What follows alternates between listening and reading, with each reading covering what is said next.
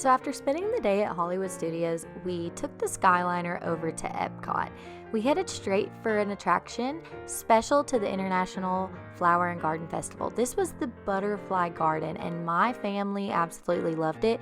It doesn't matter if you're a kid or an adult. This is so cool. So not only do they have lots of species of butterflies, they also have educational information on what kind of plants you can plant at home that will attract butterflies and other pollinators. My family loved it. It's definitely worth seeing when it's there. And Spaceship Earth looked absolutely gorgeous at sunset. I had not seen it since they installed the new lights, and it was so beautiful. Now, my family had kind of had enough for the day, but I decided I wanted to watch some of Epcot's newest show, Harmonious. Now, there is a little seating area right by the water behind the United Kingdom's fish and chips shop. Now, this is a great spot, and it wasn't very packed. There are actually tables, umbrellas, and even seats. Now, I elected not to sit down. I stood up right against the railing so nobody could block my view. But this is an awesome spot, especially if it's maybe going to sprinkle and you want an umbrella. And it's not very crowded, and you're pretty close to getting back to the Skyliner if you're staying at a Skyliner resort. Now, this show is absolutely amazing. If you have not seen it yet, you have got to. It is beautiful. It celebrates cultures from all over the world, and the fireworks themselves are impressive, but the screens make it an immersive experience. So if you're going to watch it, make sure you can see at least 2 of the screens. It is worth going to. Look at these fireworks. Now, I will say, people do start lining up about an hour before the show. However, the lagoon is so big that if you're walking around looking for a spot and you see people already lined up against the railing, go ahead and keep walking, and I'm pretty sure you'll find a spot. This is not like Magic Kingdom where everyone is on the same street looking at one castle. This is a huge circular lagoon. So if you just keep walking, you're more than likely find an empty spot. The worst seat you're going to get is maybe a second or third row. Now, I decided to dip out a little early to beat the crowd back to the Skyliner, so that's what I decided to do on this night. And I could still see the fireworks from the Skyliner line, and even when I got on the Skyliner. But by doing this, I missed about an hour of a Skyliner line, and since I was all alone, I wanted to get back to the room early. And plus, we had a good 3 more days of vacation at this point. The view of Spaceship Earth from the Skyliner is gorgeous.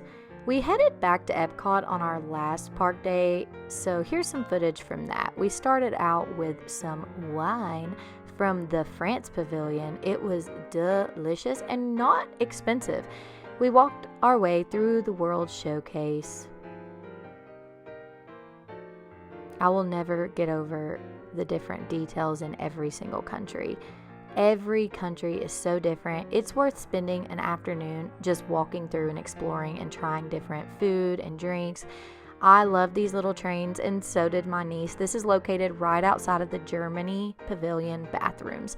So it's a good spot to just take a little break, maybe let your kids calm down, stretch it out, have them look at the details. It's a good time filler. And then we saw Minnie Mouse, and she was precious. And then we rode Nemo, and guys, life hack, when you get off Nemo, there is a full-blown aquarium in this place. Yes, a real aquarium with real animals, and we were obsessed with the manatees. There are all kinds of animals located in this aquarium. Some are there for rehab purposes. For example, some of the manatees have been hit by boat propellers. It's a great educational thing for your kids. They have dolphins, stingrays, all kinds of different fish.